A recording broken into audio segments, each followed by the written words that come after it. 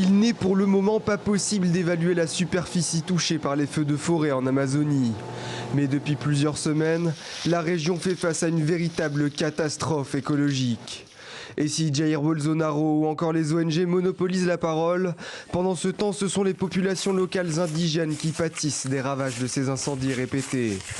Chaque jour, au cœur de l'Amazonie, les peuples autochtones Moura font face aux conséquences de la déforestation.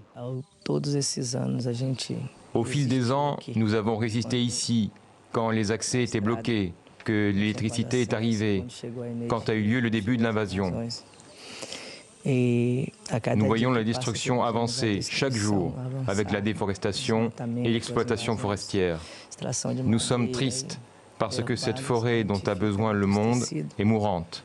Nous sentons que le climat change.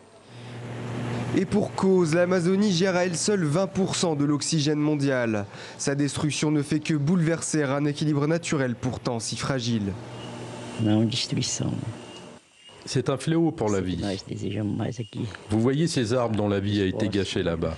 Ils vivaient tous, chacun à leur place. Les dommages sont colossaux. On croirait presque que c'est le but de l'homme blanc d'en finir avec tout ça.